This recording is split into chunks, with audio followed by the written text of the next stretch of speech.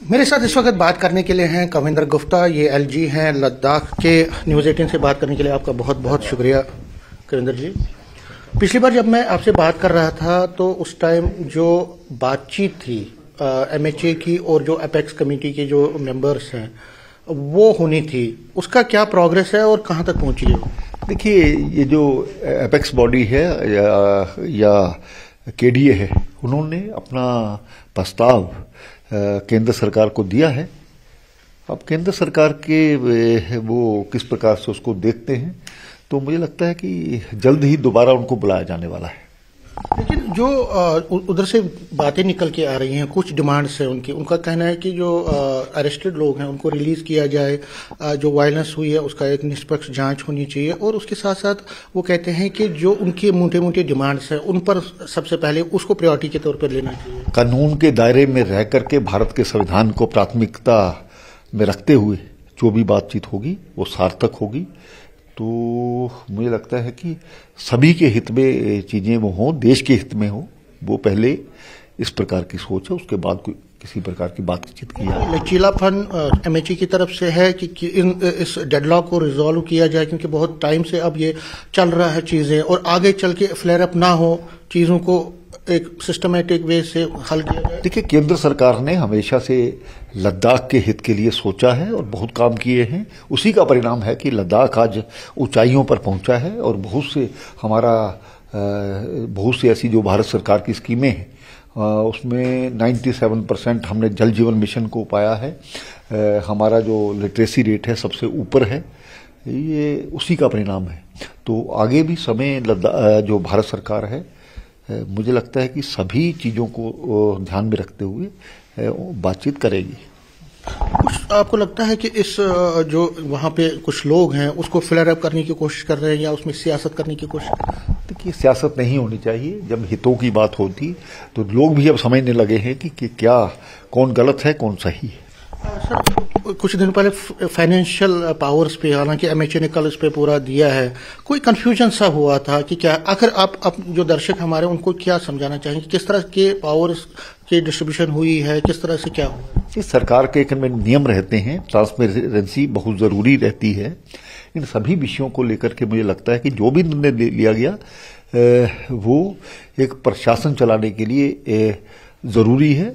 जो हुआ है, कुछ कंफ्यूजन जो लोगों के मन में थे उसको काफी हद तक क्लियर कर दिया गया है।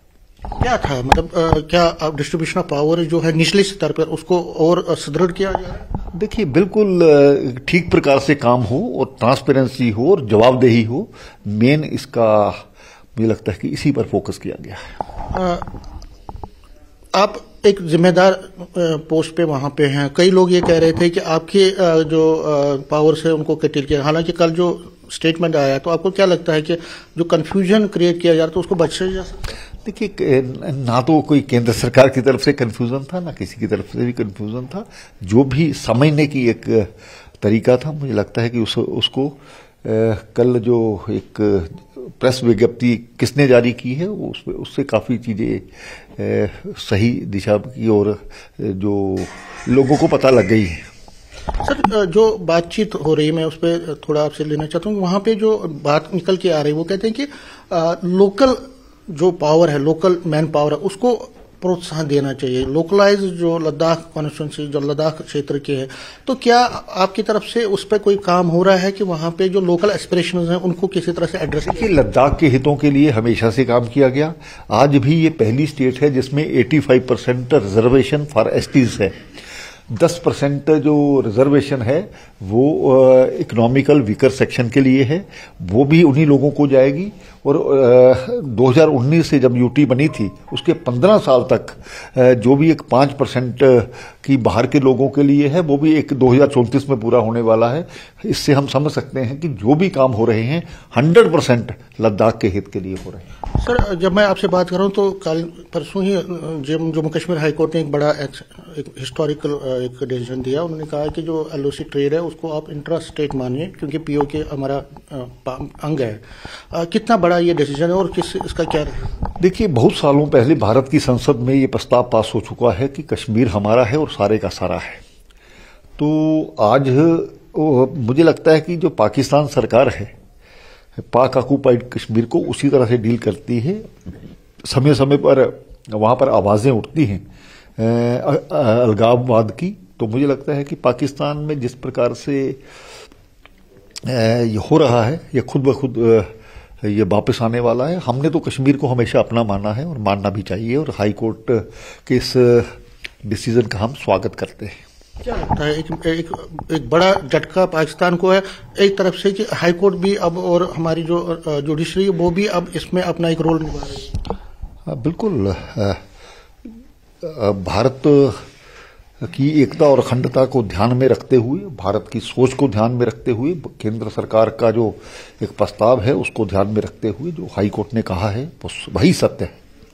जिस तरह के पाकिस्तान के हालात हैं और वहां जो फॉर्मर प्राइम मिनिस्टर है उसका अता पता नहीं है, आपको क्या लगता है कि एक बात सिद्ध करता है कि पाकिस्तान का जो है वो इतिहास है कि जो हुक्मरान रहे उनको मारा, उनको फांसियां दी गई, वो उनका या तो उनको देश निकाला दिया गया। ये पाकिस्तान का इतिहास है। पाकिस्तान में कुछ भी किसी भी समय हो सकता है, तो पाकिस्तान से यही अपेक्षा की जा सकती है। लास्ट में आपने अपने जो आपका जो निवास है उसको लोक तरह निवास रखा है, क्या मुद्दा है, क्या? देखिए, लोगों के हित में काम हूं, और ये जो जिस प्रकार से भारत सरकार ने राजपथ को कर्तव्य पथ का नाम दिया है, तो ये अंग्रेजी जो सोच थी, जो अंग्रेजों के समय की सोच, उसको बदला जाना चाहिए था, लेकिन पहले इस पर कोई ध्यान नहीं दिया गया।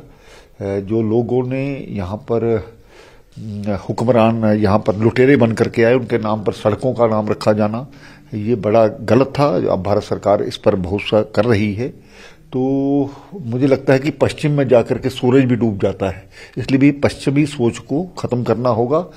हम लोगों के हित में काम करते हैं, इसलिए मुझे लगता है कि जो नाम लोक निवास रखा गया है उससे मानसिकता का पता लगता है, सोच का पता लगता है, और लोगों को लगेगा कि जो भी यहाँ पर काम होगा वो लोगों के लिए होगा।